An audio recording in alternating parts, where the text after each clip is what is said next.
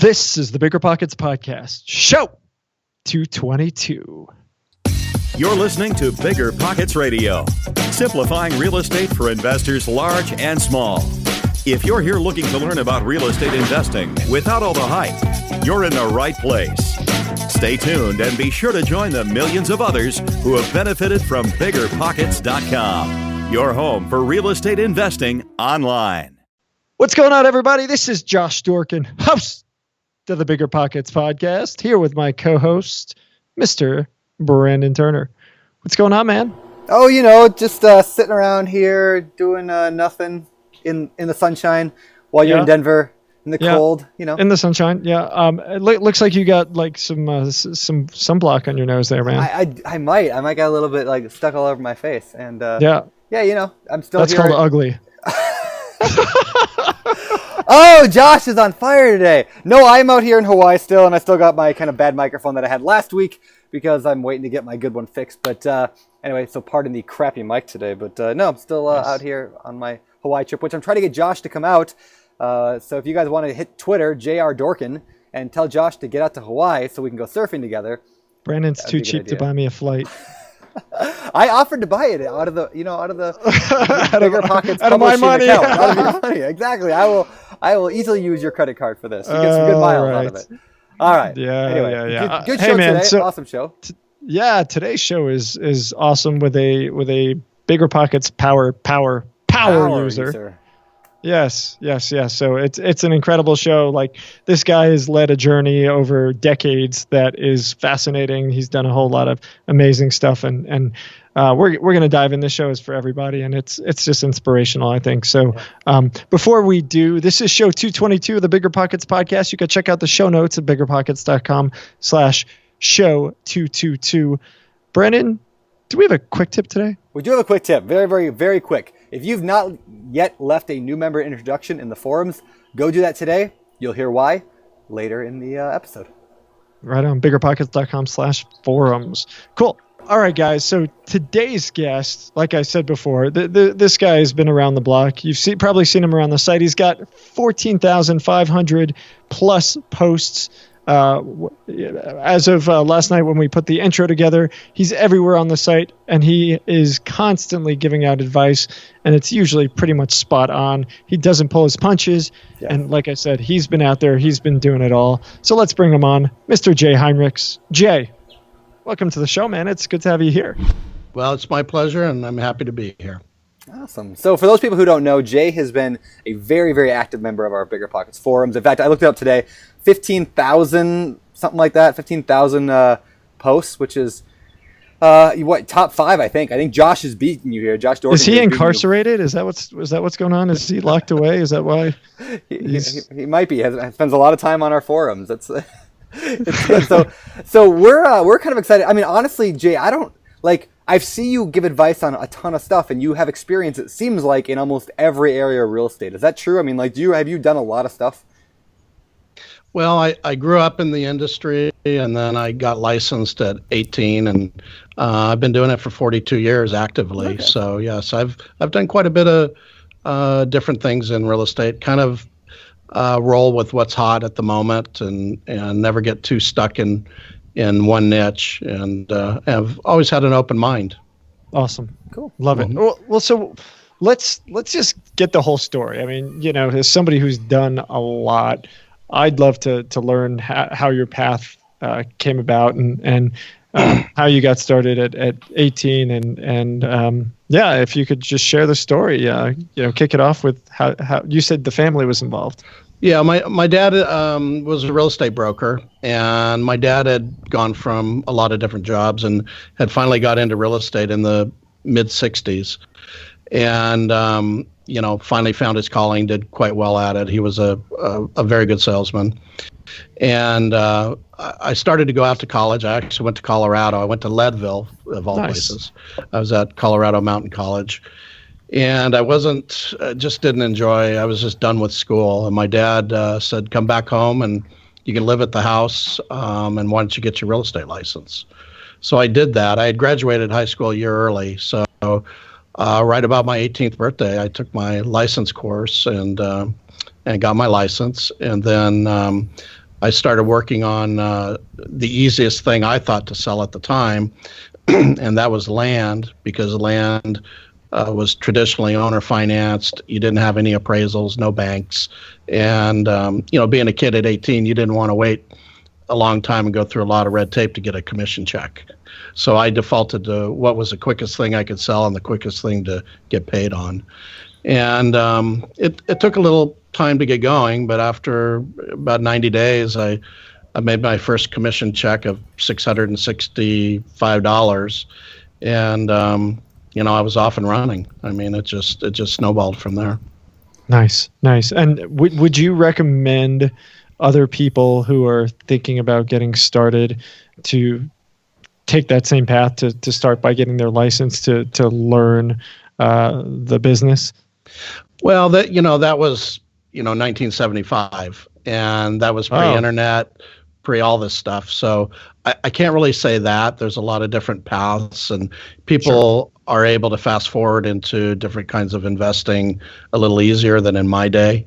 But I do believe a real estate license will give you some foundation. And I think a lot of these folks, especially if they're fix and flippers, a real estate license is almost mandatory, just simply because the money you can save on, when you're buying a property, commissions, and when you're selling. And sometimes if you have a deal that doesn't go right, a listing commission could be the difference between breaking even or making a profit. Yeah, for sure. So go ahead, Brandon. I was going to ask, what about like when you got into real estate investing? So you started out as an agent. How long did it take you to actually get into the investing side where you're starting buying and selling your own properties? I probably didn't start buying properties for 10 years, 12 years, okay. Other than my own personal residences. Now, remember, I lived in the Bay Area. So we were already, by the time I would, my first house was in 1977 was $100,000. Which was a lot of money in those days. Yeah. And then my next house in Palo Alto was almost 200 in 1982.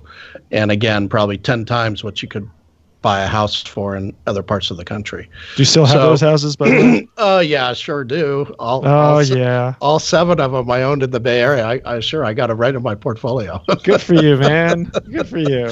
No, I sold them like everybody would do. And moved up the chain, right? So, because they would never go over, 300,000. This has got to stop. It can't keep going up, can it?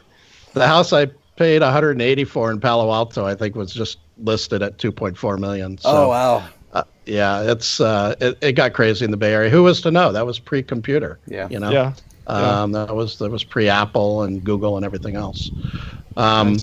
So that's kind of so most of my income at that point, and I got married early, had kids early, went to raising my family and saving money, and I didn't really start to invest until my late 20s when I had, I was properly capitalized, Right on. And again, in those days, you didn't go out and, with no internet and connecting with investors and lenders giving 100% mortgages and all the other kind of stuff that they did there for a while, you had to have some capital. Yeah. So let me ask you, it took you 10 years. I mean, you waited till you had capital to get started. My question really ties to real estate agents, because there's so many real estate agents who never, ever become investors. And, I think it's a shame because they have access to all this information that puts them ahead of the game. Why do you think more agents aren't out there investing? And if you had advice for other agents who feel like maybe they're stuck, who want to do it but never can quite get there, what would you say to them?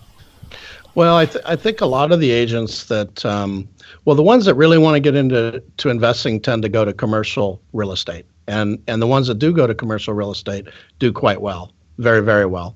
I met Joel Owens, who's on this site in Oakland, and he's done extremely well as a commercial broker. And so with the other agents that are selling houses, I think they just get really busy, and a lot of them, they live a lifestyle. They'll make enough money to live a lifestyle that they like, and they're happy. I do know a lot of agents that make mid six figures and up, and those folks do invest.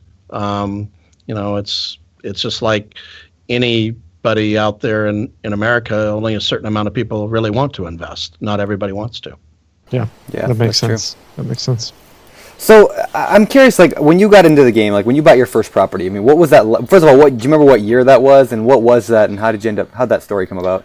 On an investment side, I was buying to start with. I was buying land. Okay. I didn't buy houses. I was buying land, and then reselling it on terms. And so I would buy properties in Northern California, Sonoma, Lake, Mendocino counties, and I would then sell them on 10 and 20-year contracts.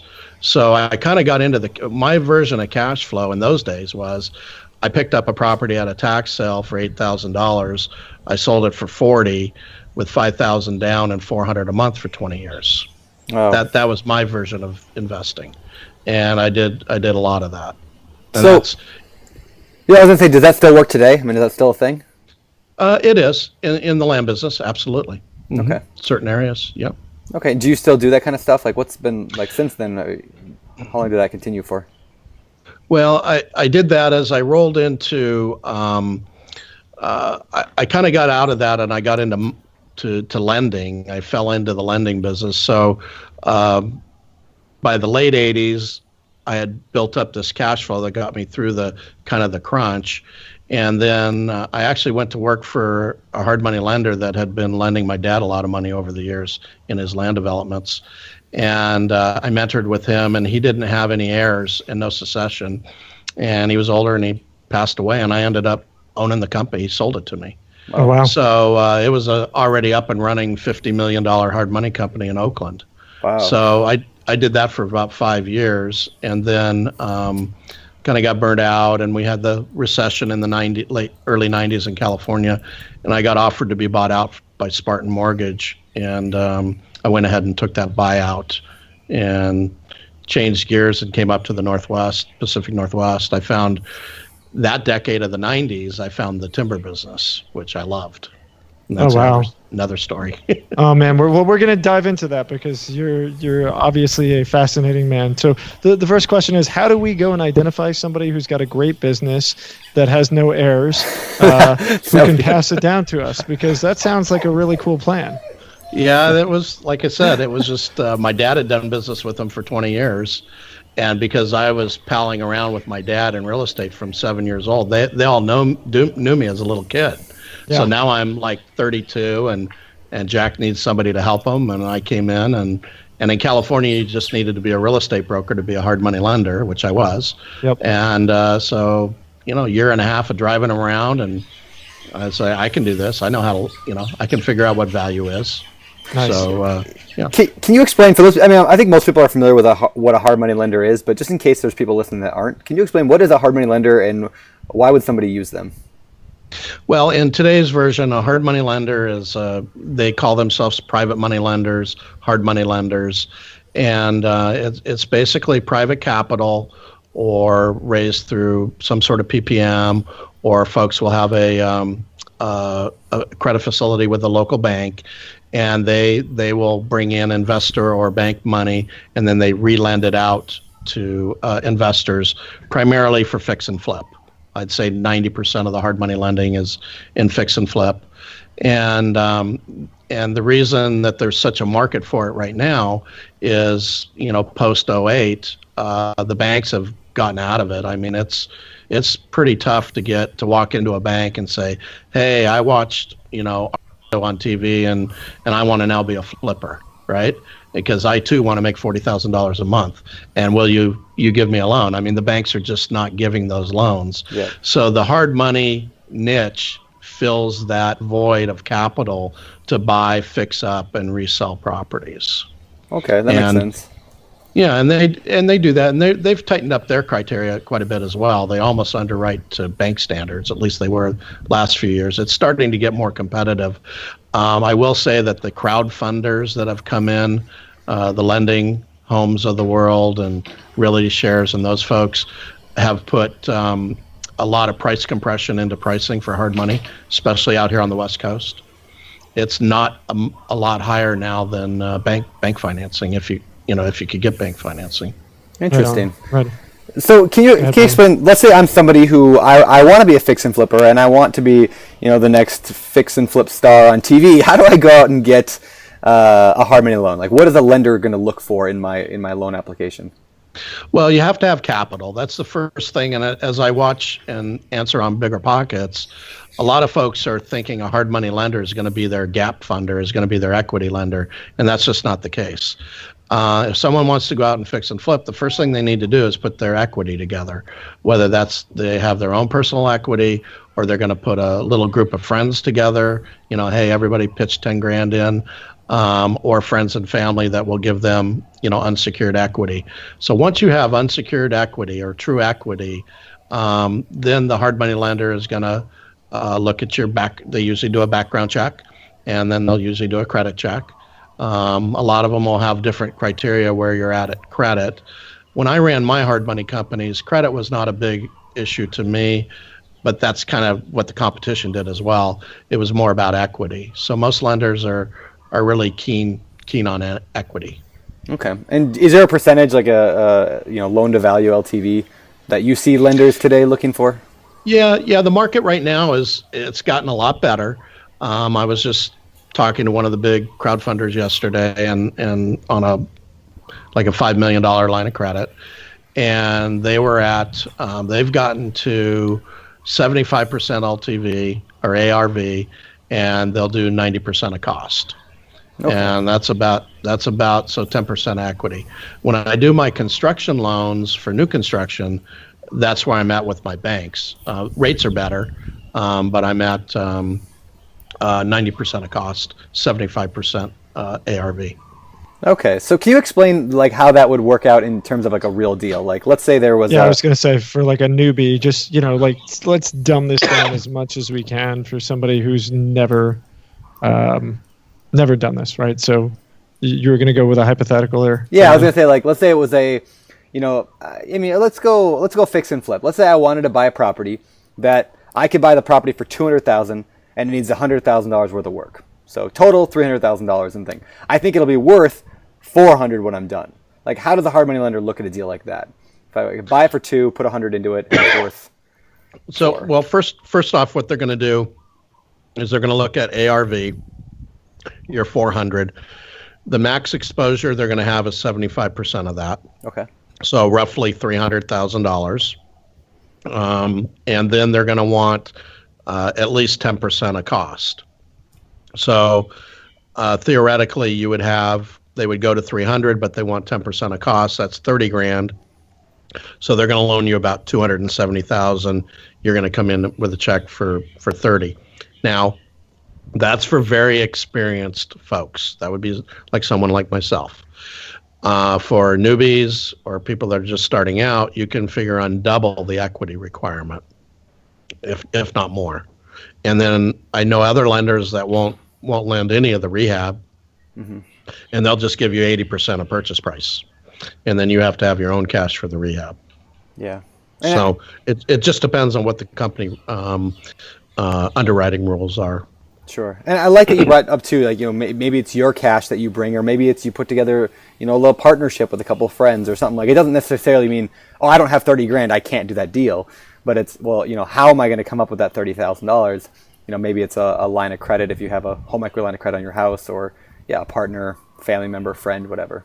There's more ways to skin a cat than one. Is that the phrase? Am I butchering that phrase? No, you got more it. than one way to skin a cat. There you go. All right. Anyway.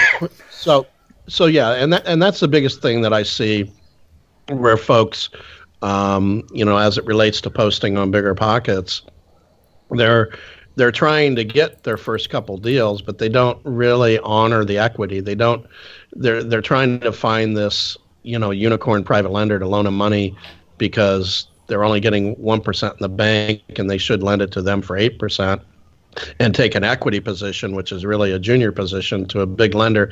It's as risky as anything you can do in the lending business or the investing business. So folks, really, if you can do that as you get experience in the business and build your track record in your portfolio and your book of business. But starting out, you need to be able to, you want to bring those folks in and give them a super handsome return to where, hey, I'm making a lot of money on this deal because I'm believing in you to start your first couple deals, and then we're going to kind of grow a business together. More of a capital partner. I like to call them capital partners as opposed to investors. No, that makes sense. All right, so you got a whole long story, so we're probably going to be jumping around here a little bit. Speaking of jumping around, I do want to go back to land, and then I want to get into this timber thing that you were talking about. So on the land, you said, you go to a sale, you can pick up a property. I forget your exact numbers that you threw out there, but pick up property at an auction, and you pretty much just sell it later, and you were collecting payments on it. How would somebody go about doing that today? Is that you said it's still possible, but how would somebody find land where they can do that with? How would somebody go about figuring out how to make money with land? Well, the first thing I have to do is qualify that. I did not. There's plenty of land you can buy in the Western United States at tax sales and all over.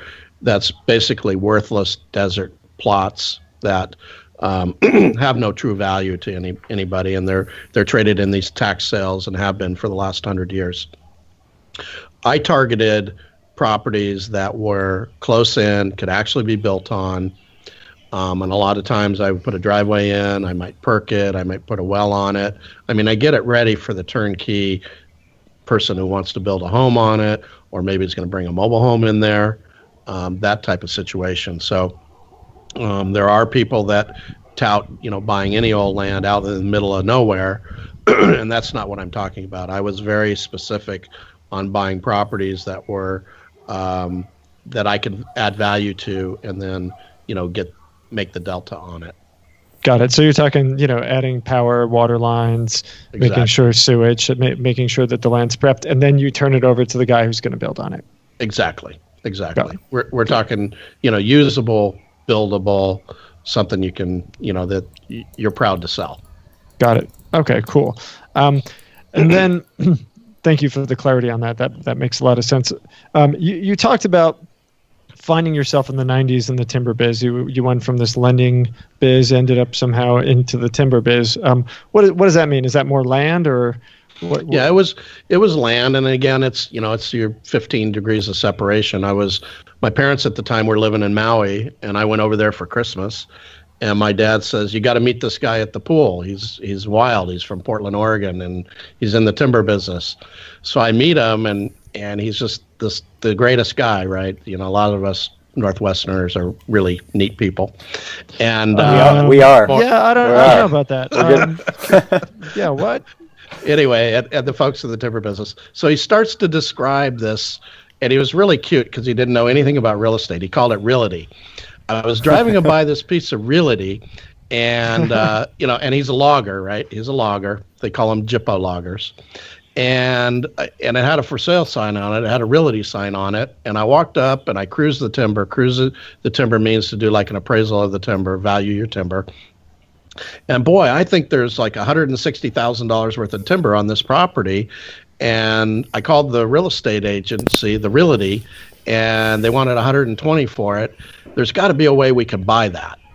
And it had a little house on it. It was out at Gaston, Oregon. And I said, okay, I mean, the numbers start going through my head. Okay, we can buy this property, log it, end up with the land free and clear. I can do that. So this is the day before Southwest Airlines. It cost me $900 to fly to Portland from San Francisco. I fly up there, I look at it. I don't know one tree from Shinola. I thought they were all pine trees. They were fir trees. And I just took a risk. I said, okay, I'll put the 120 up and let's do it. And sure enough, we logged the thing in 2 weeks. We get like $157,000 in cash back in the bank in 30 days.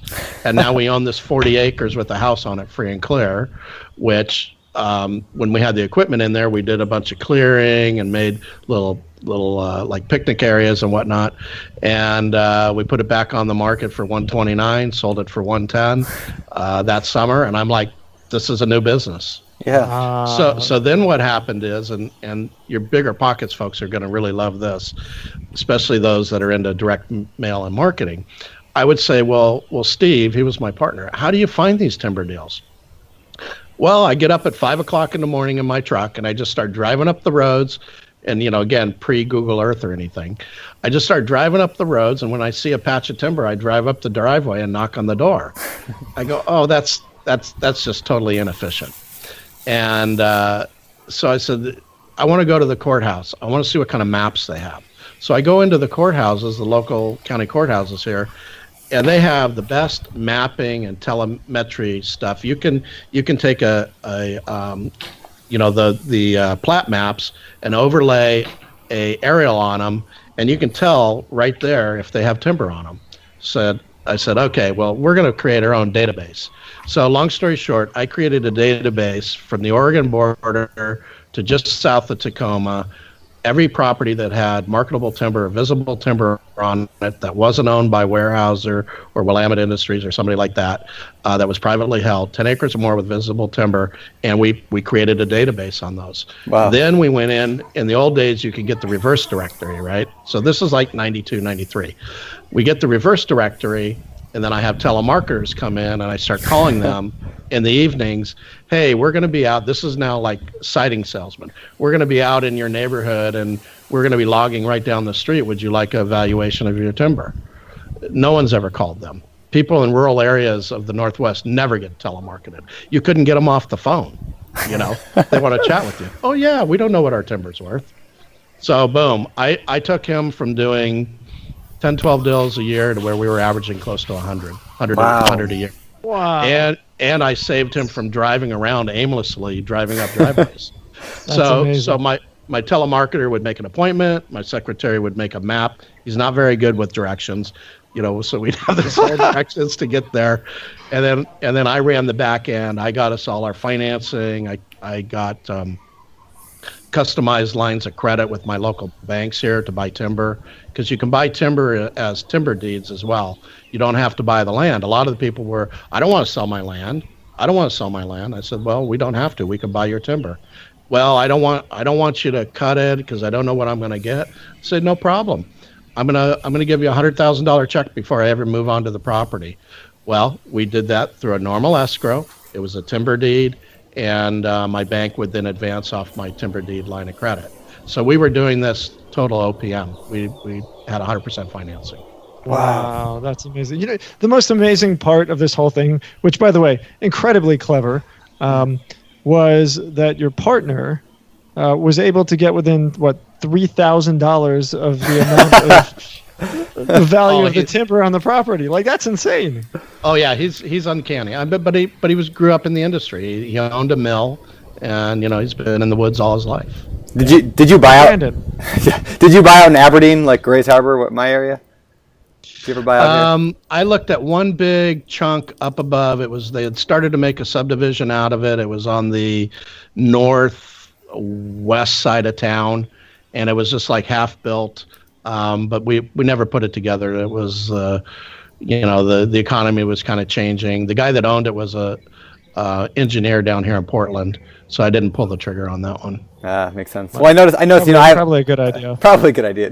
I have a keyword alert set up. On BiggerPockets, we have keyword alerts that you get triggered when people mention your area, and so I always get triggered. Not always, but Jay mentions Aberdeen occasionally or Grays Harbor occasionally, and I always jump in those conversations. You're one of the few guys that knows where I live and kind of how I invest. So it's like one of my favorite little weekend flights is up.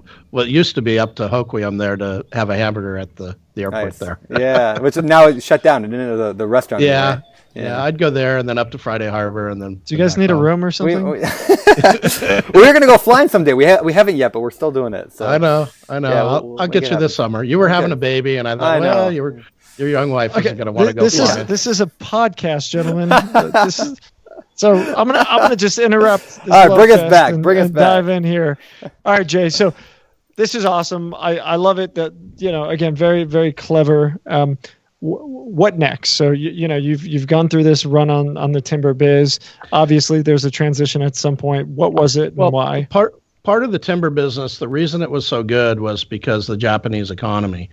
The export logs were just hugely valuable.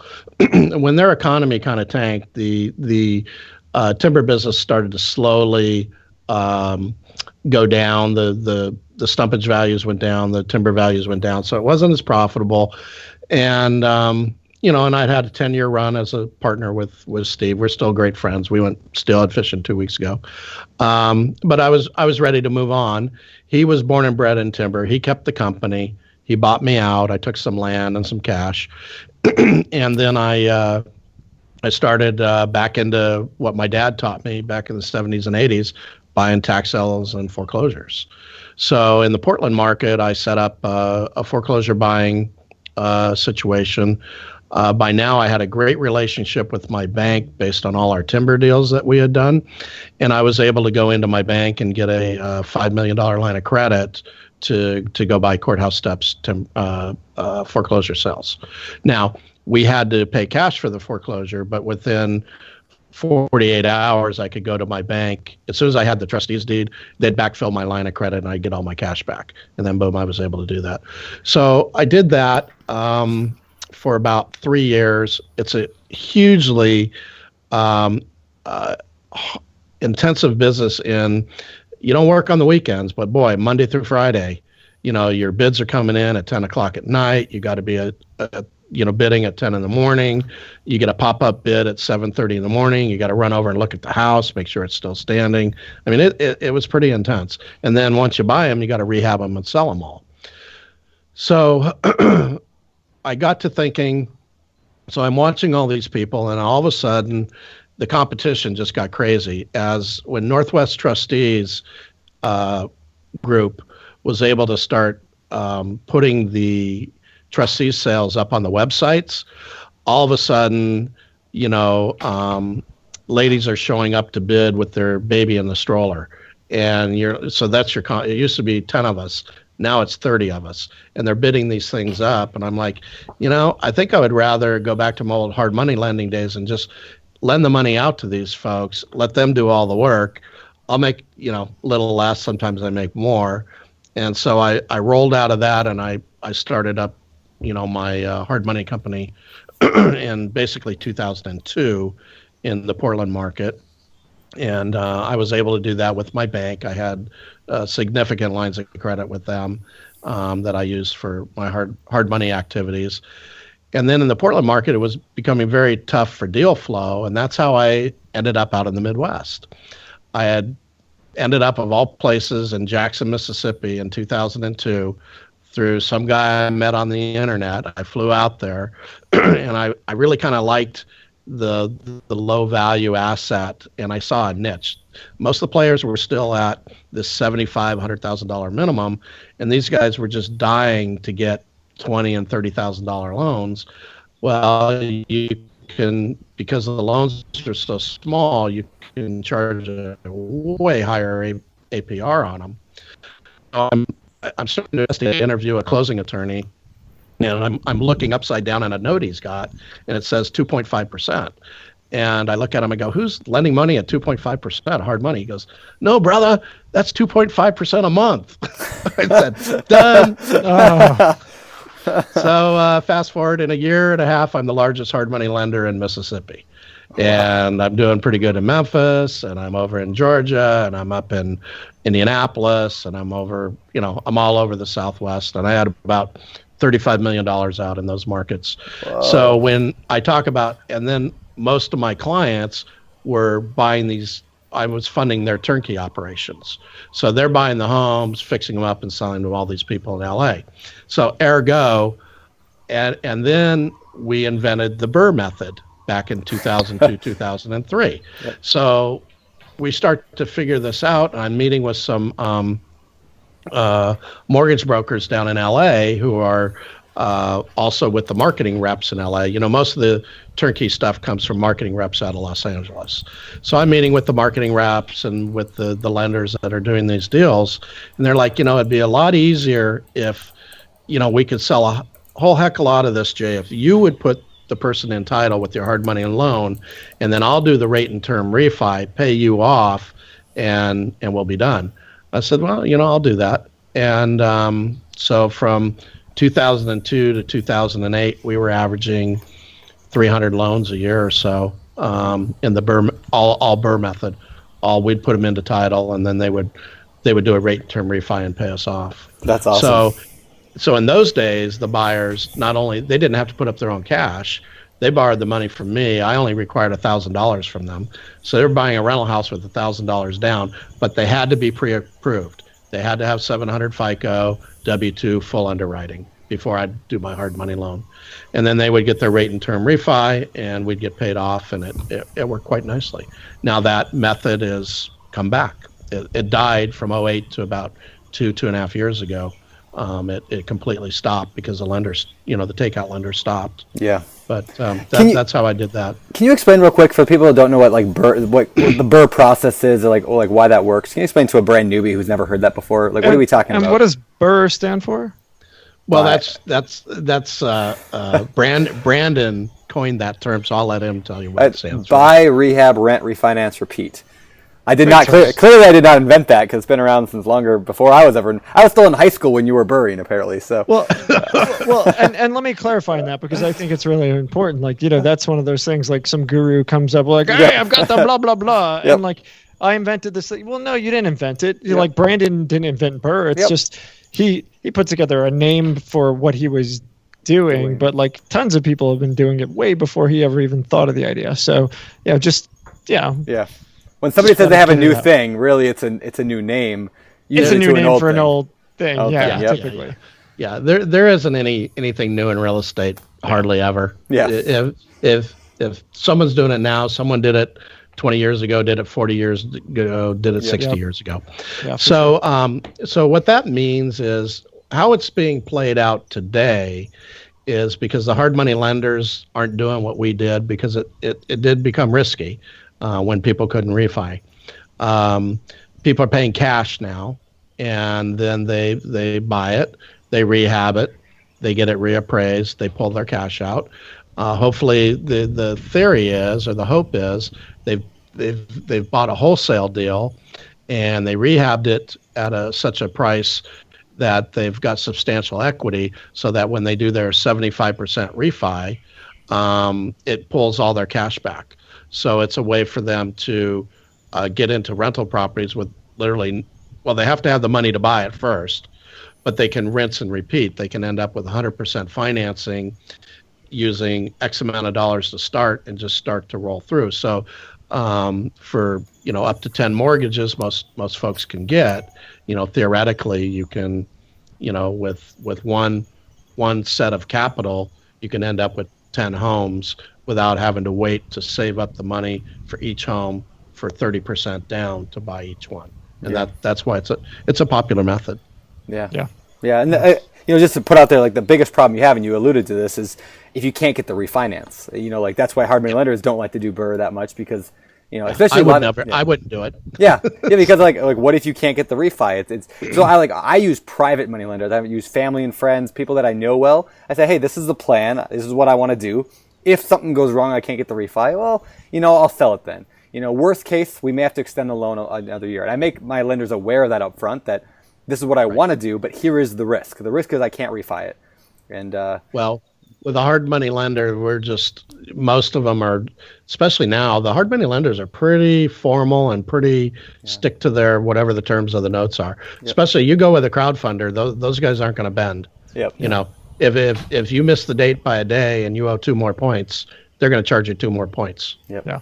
Well, that's extremely regulated. So obviously that ties in. All right. So, you're doing these Burr loans, you said about 300 loans over that period.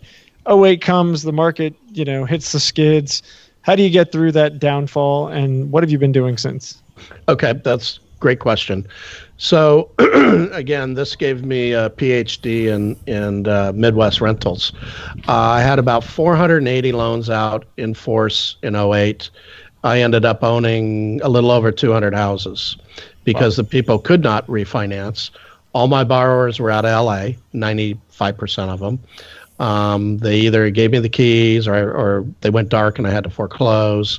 And so from the year of 2009, I actually repositioned my family, my wife and I, and my dogs, and we rented a house in Mississippi, in Madison, and brought our plane down. And I sat there for a year, flying to all these little these little cities that were where I'd done all these loans, foreclosing on houses.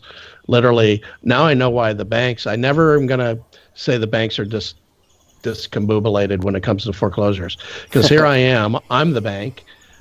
My borrower went dark on me in L.A. I'm knocking on the door. The tenant doesn't know who I am. I'm trying to tell him, here's my card. I'm a lender from Oregon. And by the way, I now own your house and you need to give me the rent. They think I'm lying. I mean, it was tough. It was tough. So that took about 2 years for me to straighten all that out and understand the demographics and the renters and so on and so forth. It took 2 years to do that, and it's taken 8 years or so to. I'm down to probably like my last 4 or 5 of those after a couple hundred. So you just sold them off. Sold them off, and took some pretty major losses at the same time. But proud to say I made it through without any reorganization. Paid all my lenders 100% and their interest. Thank God my loans were at bank rates. Yeah. And my bankers did stick by me. They didn't call them all due. They let me pay them off. That's cool. So then at the same time, I'd also had some hard money lending going in the Portland market, and I'd gravitated into new construction hard money loans, and I had probably about 12 of those go bad. And then I had to go in and put the pieces back together, literally, 3/4 built houses. So I get in there and I redo them, and those we did a little bit better with because they were in the Portland market. And it got me to thinking, this building isn't all that difficult. And at the end of the day, being the hard money lender, I'm the one taking 100% of the risk. These guys have just gone away. The builder's gone. He handed me the keys. And so I decided, I'm going to go out and I think I'm going to try this myself. So in 03-ish, I talked my bank into selling me 8 of their REO lots. They gave me, because I've been with my same banker for 24 years, I had to put 10% in, but then it was 100% financing. The market started to recoup. I hired a builder by fee. We did really good on them. So fast forward to now, and I've built probably 200 and some homes, Wow. since 2003. And then I found Charleston, South Carolina, about 4 years ago. And being in aviation like I am, I'm pretty keen to what Boeing's doing. And I fly in there and I see this big Boeing factory, and I knew the 787 had fixed their battery problems, and I knew it was a plastic airplane. And it was going to be, I just figured, this is really going to go. Boeing airplanes are made of plastic? The 787 is. I'm never flying again. Yeah. It's stronger than metal. Oh, okay. Yeah, so don't worry. And so, I pioneered areas in Charleston where everybody thought we were crazy. And we've done extremely good there. In Charleston? Yeah, I was buying in regentrifying areas. There was just me and like 2 other local guys doing it.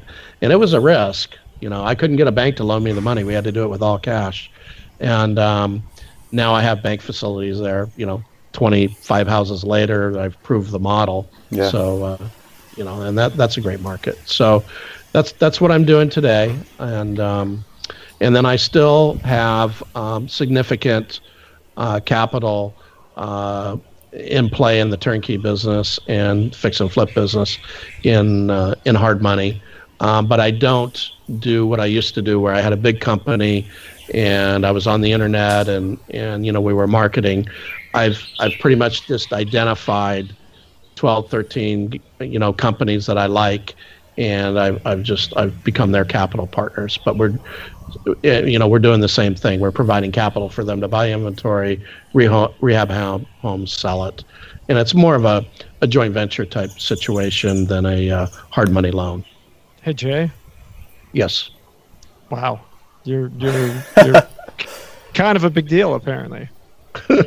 Not really. I'm just behind the, under the radar. No, this is great, man. I mean, it's really awesome. I love I love just seeing the path. One thing leads to the next. I love hearing about your connection to markets and what the markets are doing and identifying motion in markets, things like, talking about Boeing and areas kind of building up, and talking about how, the economy plays into your strategy, and just kind of watching the shift that you've made over the years and kind of the rebound on the hard money area. It's really fascinating. You've pretty much done it all. What's been the most exciting over the years? I mean, things maybe you can't do today anymore that were amazing and you wish you could, but the market doesn't really allow for it. Over your, what was it, 40-year career? What's been the most fun? Well, I really enjoyed the timber business because, one, it got me out into the woods. The loggers are really on. Those are subcontractors that show up at 4:30 in the morning every morning, as opposed to guys that work on houses. Yeah. And you can get killed if you don't do it right. So the level of, I'm not saying sophistication, but the skill involved in the woods is much more intense than one would just think that, you walked up and chainsawed a tree down. And I just love the way you could go from buying something and being cashed out in 45 days, and it was quite profitable. So I like that.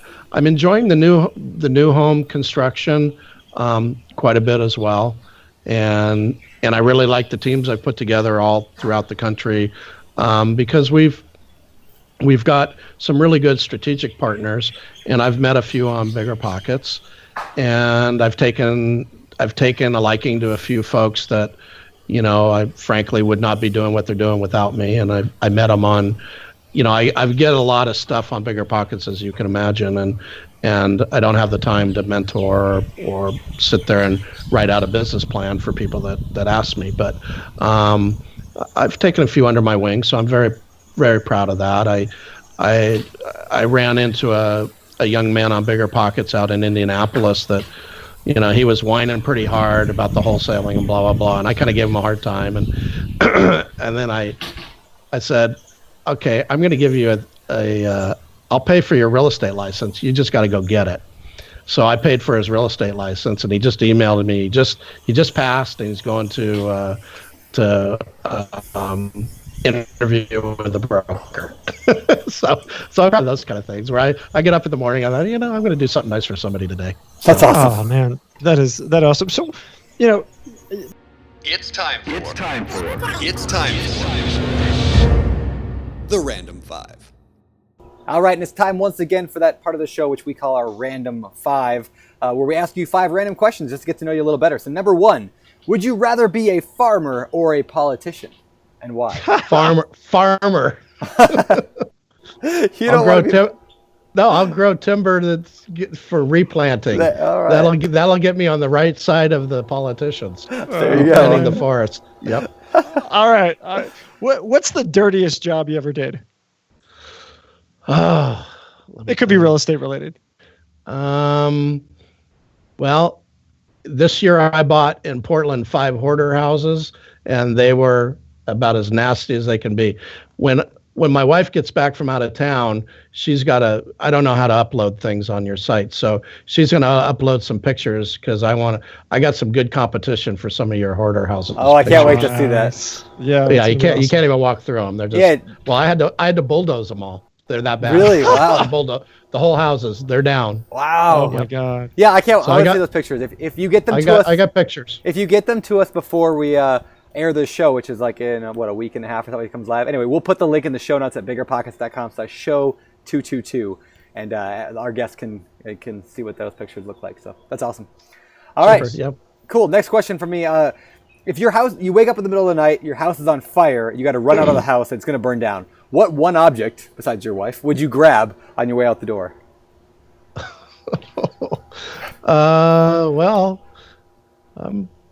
I don't know. I mean that's too random. I'm having a hard time with that one.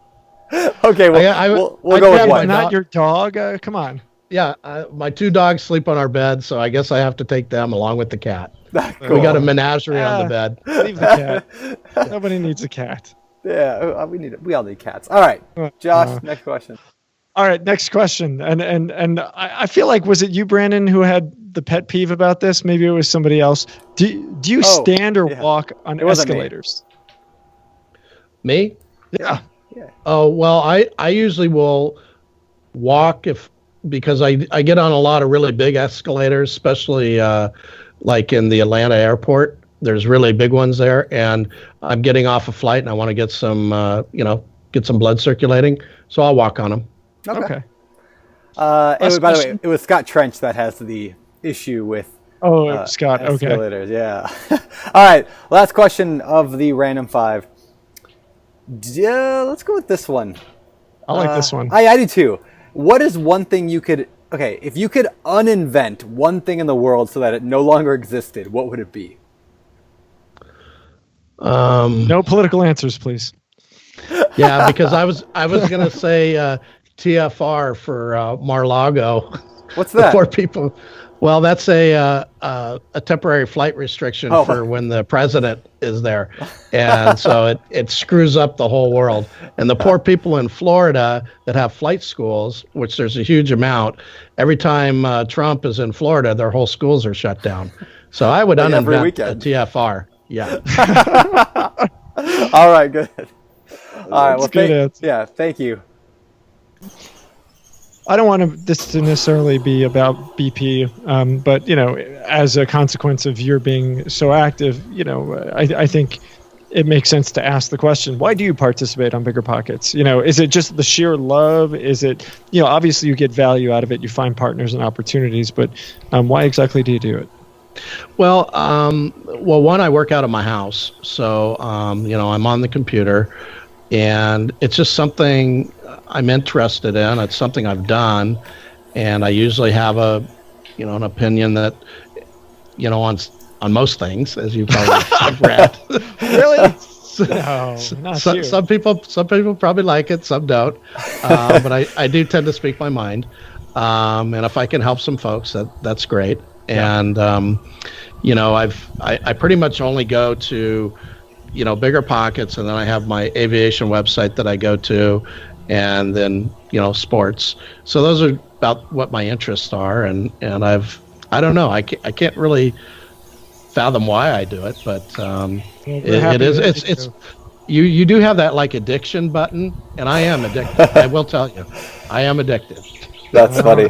Well, just on that note, I do want to encourage. I mean, there's a lot of people listening to the show. Our shows get 150,000 listens each. Like, there's a lot of people listening right now who do not engage in the forums, and I want to just encourage you guys. I know I've been helped a ton by things that Jay has said in the past, and by a lot of other people on the site. So if you guys have, 5-10 minutes a day even to jump on and just offer your advice, you never know, like whose life you can change forever just by saying one thing, or hey, don't buy that deal, or hey, you're doing a good job, or those little things make a massive difference. I know they did for me. I know they have for thousands and thousands of other people. So that's my encouragement to you guys.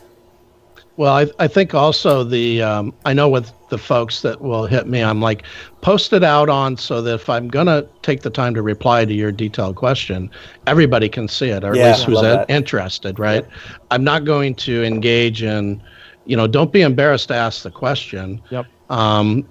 Just go ahead and you can tag me, and I'm happy to answer the question. I love that because, I've been saying that for a lot of years, and I know Brandon does it too. It's, if somebody sends a private message with a question, just put it out there, because, not only are you going to get Jay if you're messaging Jay, but you'll likely get other people, other opinions that might be better than Jay's on that particular subject. Oftentimes, if it's Brandon answering, the other opinions will be better. You don't want my opinion anyway, but well, a lot of real estate too is I'll get on there and go, it's like it's regionalized. Yeah. You can't make a global United States. Everything's the same in the United States. Correct. I mean, I'm in 14 different states, and I can tell you every one of them is different. How they transact. So before we kind of wrap this segment up, we had a couple quick questions. One, you've talked about being in 14 different states. You've got teams throughout the country. How do you go about building a good team and finding partners that you really could rely on and trust? Well, first off, my my core partners that I started with when I decided to go back into funding for turnkey and fix and flip were the guys that I was already doing it with prior to '08. And these are the guys that helped me. They didn't run away and hide. And so they already had, and they needed help, because they had been bruised through '08 to '10. But I knew their character and their credibility. And so I'm like, we all know how to do it. We don't need the practice. We know what we're doing. I have access to the capital. You guys can execute. So let's put this partnership together. So that was my core. As I've built out of it has been, a couple folks off of BP. And then just I'll watch people on BP occasionally. And if I kind of like them, I'll follow them for a while. And if I kind of like what they're doing and I think I might be of some benefit, I may contact them. Yeah. Right. But I don't advertise, and I'm not looking to advertise because I don't want to get swamped with what I don't have the time for. Basically, I'll take on a newbie, but like one a year. Otherwise, I'm looking for more experienced folks that I can do this with. And right now, I'm pretty much filled up. I've got all that I need. Well, if I could just add on to that, like I say this all the time, so I love hearing your side of this, but I tell newbies all the time, like, get active, get involved, ask questions, grow. Like if you can just put yourself out there and be seen as a person who is excited and ambitious and is actually doing what they say they're going to do, like guys like Jay will see you and they'll follow you and maybe they'll want to work with you someday. But when you're just hiding, you're lurking in the background, reading once in a while, it's fine, you might learn a lot, but the best networking is when you put yourself out there and just start talking and engaging and building those, I guess, even relationships. I don't know, it's a weird thing to say, you build relationships online, but most of my best friends in the world are from BiggerPockets that I met online, and half of them I've never even met. It's it's true. So anyway, put yourself out there, and you never know what kind of relationships you'll build. So cool. All right, next question. Go ahead. No, I was gonna say I got last question for me. Take it. You had mentioned newbies, and so I think the question is what are the biggest mistakes you see newbies make? You're talking to 150 potentially hundreds of thousands of people right now. What do you want to tell all those new real estate investors to help them avoid making these mistakes? What I do, and I'll be a guest speaker occasionally at RIAs and stuff up and down the coast here. I'll get in a room, and I'm going to use this analogy, and I'll say, how many of you are investors? Boom, half or all the room goes up. How many of you are private lenders? The other half of the hands go up. And I'll say, my job is done here. See that investor over there? There's your private lender. Go talk. So I'll just say, most of the newbies are looking for the unicorn private investor that for some reason they think that this private investor with a lot of money is only getting 1% in the bank and they should be lending it to them for a low amount of money. And they spin their wheels. They never find this guy that is, or person, guy, gal, retirement account or whatever. And my advice to them is you need to set it up and always honor the money. When you're starting out and you don't have the money, you need to honor the money. And when you honor the money, you give the money the lion's share. So if you're going to make $30,000 on a deal and you're starting out, pay them 20 and you take 10. Do that a few times. Build up your credibility. Don't sit there and say, I'm going to make 30 on this and I'm doing all the work and the money guy should only make 10 because he should be happy to make 10 because he's only making 1,000 in the bank. That is a flawed thinking, and that's where I see most newbies make their mistake. Flip it around. Even today with my investment group, they make the lion's share. I make less. Any investor I bring in always makes more money than I do. And then when I put my own capital into the deal, and I put significant capital in, I carve that out and that's mine, and I make 100% of that. But when I'm doing their capital, they're getting the lion's share. Ergo, I don't have because I'm giving returns. I know what all my competition is doing. They're all trying to do 8 to 10%. And if I can come in there higher and say this deal is going to make 30%, I'm going to give you 20, I'll take 10. Boom, I've closed the deal. That's how you raise capital. I like that. That's awesome. Cool. That's awesome.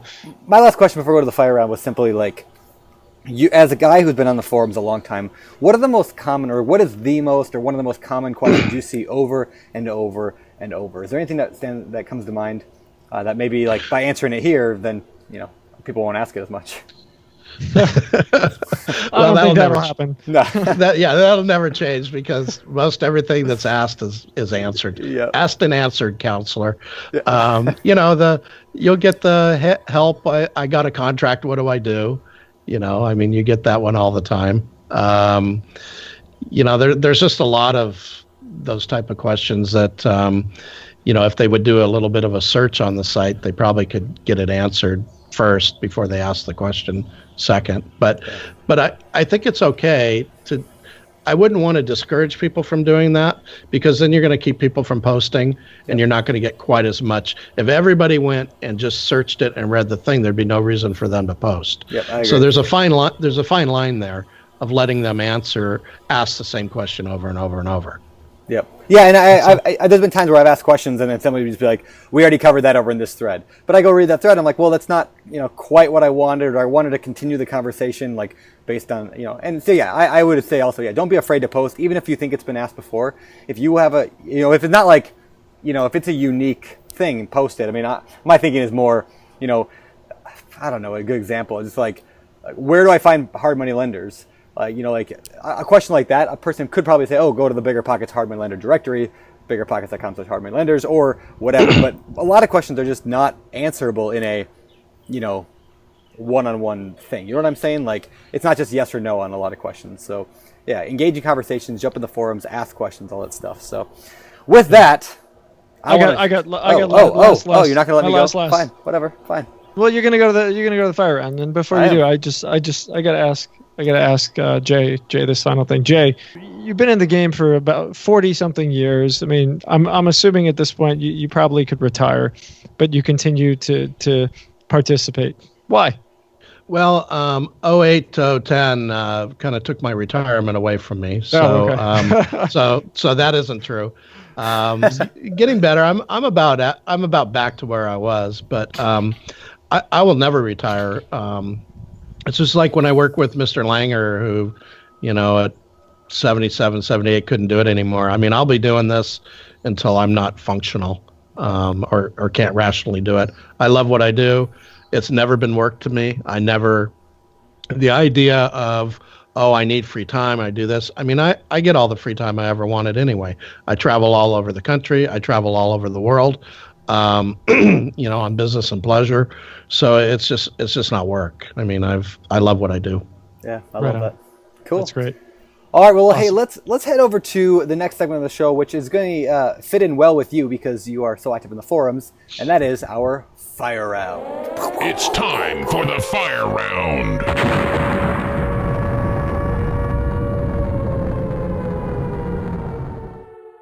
All right, the fire round. These questions come direct out of the BiggerPockets forums, and there's a very good chance that Jay's even answered these. Well, actually, so Mindy pulled these questions for us, and I told her to try and pull questions that Jay has not already answered, which proved to be a challenge. So here's 4 that you haven't quite gotten to, and I'll let Brandon take it away. All right, number 1. I just inherited 6 vacant lots. Now what do I do? Okay. Well, the first 6 vacant lots. Well, again, regionalize. You have to go look at them and see what part of the country they're in. If they're in a hot market, inner city that's regentrifying, you just hit the mother lode. If they're stuck out in some high desert town or some little town in the middle of the United States that's surrounded by cornfields, they're probably not worth much. But first thing you would do is go into the county, go to the planning department, go to the building department, and just figure out what they're zoned. You could also just contact a good realtor in the area and ask them what they know about it. Cool. Awesome. All right, next question. I know it's a broad one. How do I get started in private money lending? Well, that's a good one. Private money lending. Well, first off, a lot of folks need to realize in certain states you have to be licensed. It isn't just, hey, I'm doing private money lending and I'm exempt. So first thing you need to do is establish what state you're in and are you exempt or not. Like in Oregon, you're not. You can do 3 a year and that's it. California, you can't do any. You have to be a real estate broker or NMLS licensed. And I see people on the forums arguing the fact that you don't, but they're wrong. And so first you want to figure out if you need licensing or not. And if you don't, then what you do is you have to. I think the easiest way to start is actually at the meetups and the RIA deals, and then you get with somebody that you trust. You want to always, as you're starting out, you want to drive your collateral. You want to get your title report. If you're unfamiliar with lending, then this is a case where I do think you do need an attorney if you're not versed in real estate. Or out here on the West Coast, you just need a really good escrow officer. Attorneys don't usually handle smaller vanilla type stuff. And then, so it really bottom line comes down to how long does it take to foreclose? You need to understand what your foreclosure rules are. And then, do I want to own this house if whoever I'm lending the money fails? And then if it's construction lending or rehab lending, then you really need to, you got to be out there, you got to do inspections. I mean, I do inspections, and, you have to give them their money in draws, and you want to personally witness that these draws have been done. The other thing you want to do is set up controls for lien releases and subcontractor payments. But that's pretty detailed, probably a little more detailed. No, it's not as good. fiery, but the details are awesome. Yeah, people like that stuff. All right, number 3. Yeah. This is kind of a longer question, but I really like it, so I'm going to read the whole thing, actually. The question is from Philip, and it said, the title was, "Are buy and holds really making money?" Here's the thing. I'm wondering if we're really actually making money. It's not a rhetorical question, but would like genuine feedback. Here's a scenario. Let's say I want to live off cash flow, so I buy a lot of single-family houses. I currently make $500. If I make $500 a month in cash flow, but you figure repairs, maintenance, so you're probably getting $300 a month per unit, $3,600 a year. The longer you hold the property, though, the more things break. More expensive is like the roof, which we estimate at $10,000, and every time the roof needs to be replaced, it wipes out years of cash flow. Then there's water heaters, AC units, etc. As a result, living off cash flow seems like a distant dream. Sure, my rents will increase over time, but so will property taxes and other expenses. So it seems like I'll make money from appreciation if the property, is paid off. So is basically everyone's plan to pay off their houses and then live off cash flow, or is everyone buying houses at such a steep discount that they can live off the cash flow immediately? So what do you think? Good question. Okay. Yeah, that's a fabulous question, and I'm going through that right now, selling off some of my A-class rentals that I bought for Go Zone tax benefits in Mississippi, and a lot of people don't understand the cost at exit. I think if you're going to go into the rental game, it's a long game. It's a very long game. You're buying that, and you're going to be married to these for a long time. If you have to exit out of them, it's usually not a happy day. So when you make a commitment to go into the rental game, you got to go long term. I do believe the quicker you can get them paid off, the better you are. Now I know that's totally contrary to a lot of other people that want to have max leverage always. The more wealthy, successful entrepreneurs I know in real estate have quite a bit of it paid for. And when you get, especially if you're out in the Midwest and the lower value asset stuff, the quicker you can get those paid off, the quicker you're going to have a happy day, because now they're bringing in $800 a month and your expenses are $200, and now you're $600 instead of $200, and you have no debt. And if you have to exit, you have a myriad of ways to do that. You can owner finance. If you have to take a little discount, you're not coming up with cash to part with your property. So, and then I think also you need to buy in neighborhoods that are appropriate for your investing skill, your landlording skill. And the biggest mistake I see a lot of the newbies make is they buy just strictly by price and strictly by pro forma, which usually leads them into super low value assets and pretty rough neighborhoods, and those generally there's no return from over time. And I was one of those guys. And it's a terrible direction to go. It's not fun. It's definitely not fun.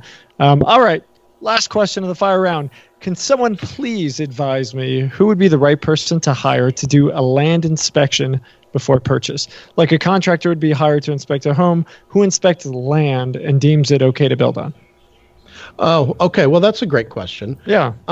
It depends on where you're at. I mean, if you're in a city with city sewer, water, all your utilities right at the curb, that's as simple as walking into the the planning department to make sure your use is approved, over to the public works department to see what your sewer tap or water tap would be.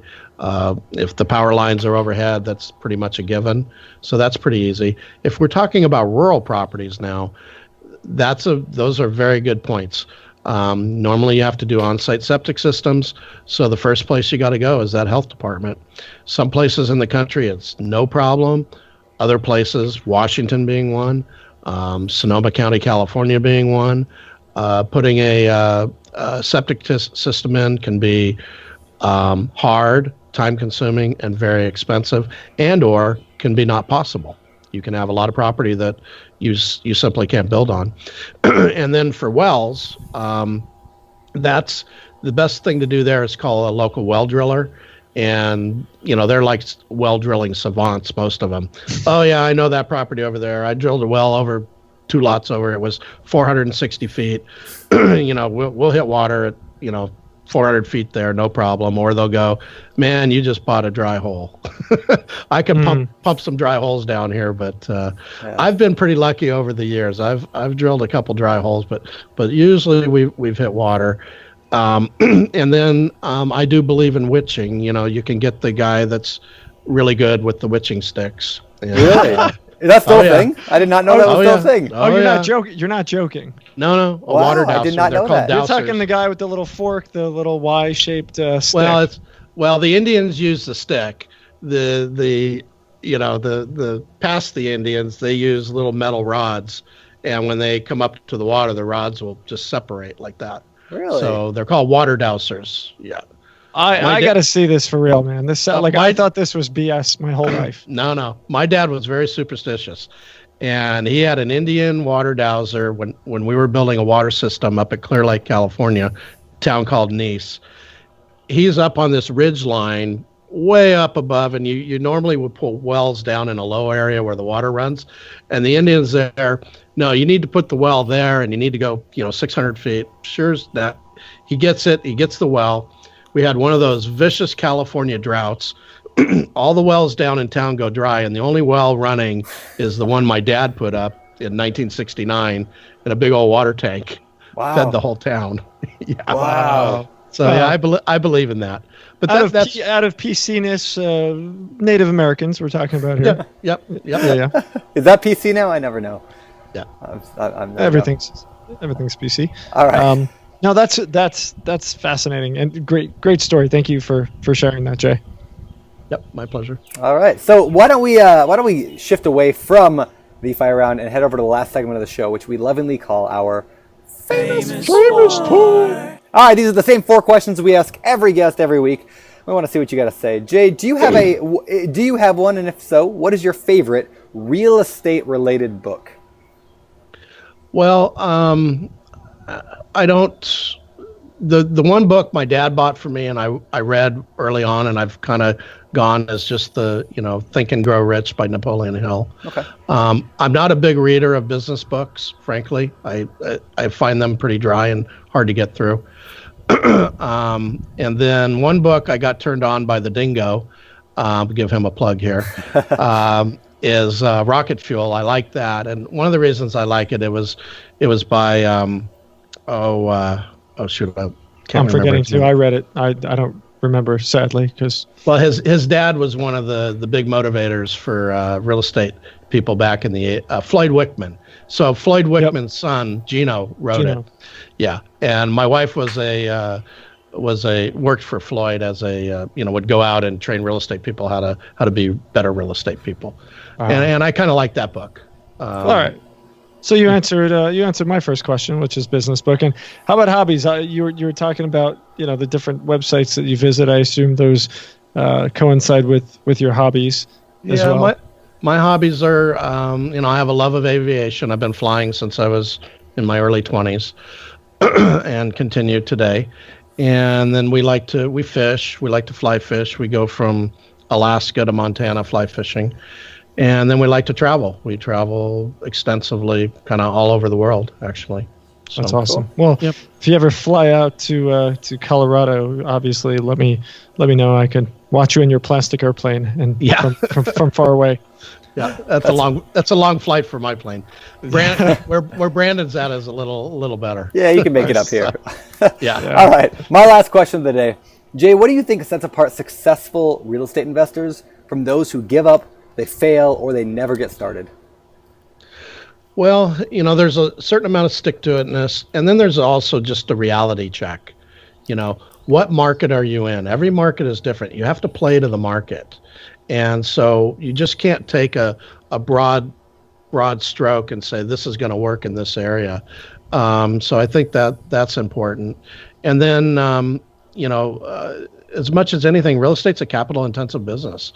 What I see a lot of people do is they just jump ahead. Oh, I have $1,200 in the bank and I'm going to spend it all sending out, direct mail, when they have no ability to close anything really. And so I see a lot of those people are just not going to get anywhere. So real estate, you just have to realize you gotta get some capital together so you have some staying power, regardless of where you're going to be, and then you can let it grow on itself. Awesome. Awesome. Jay, before we let you go, where can people find out more about you? Where can they connect with you? And, anything else you might want to share about reaching out or promoting? Yeah, they can connect with me on BiggerPockets if they like.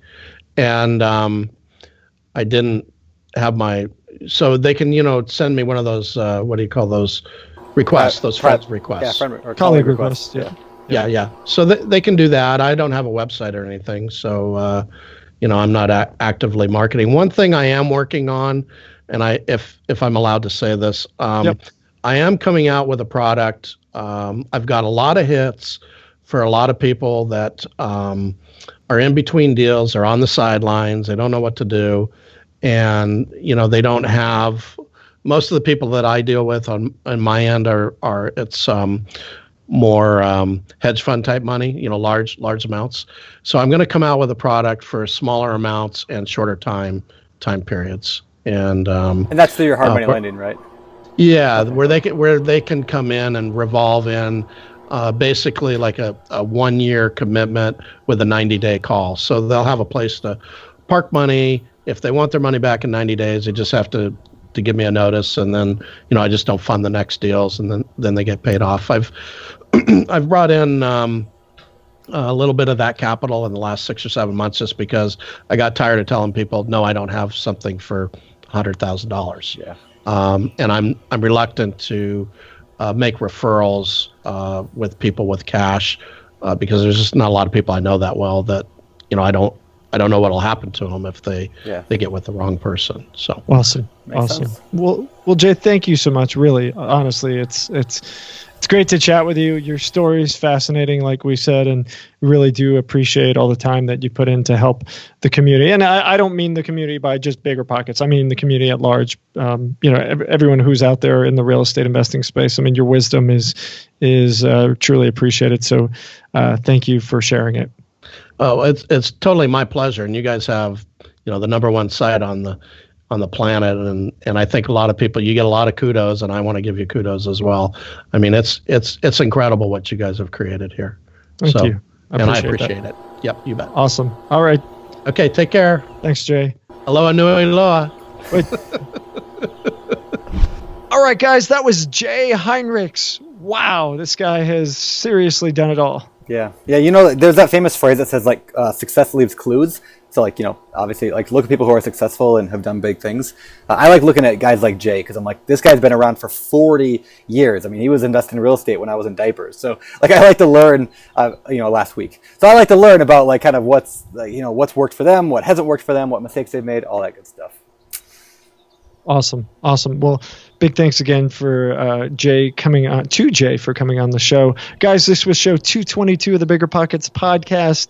Please, if you haven't already, leave us a rating and review on whatever format that you're listening to the show. We really would appreciate it. If you have not yet subscribed to the show, you should definitely do that.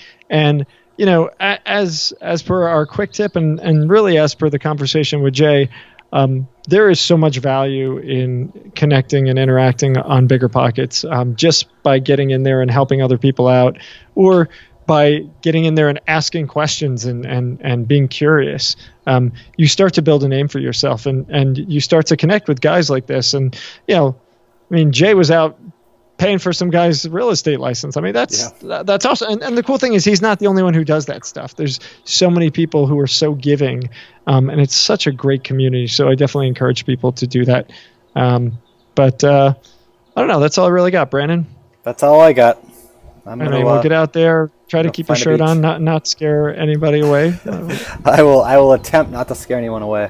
I'll keep the white contained. Yes, you should do that.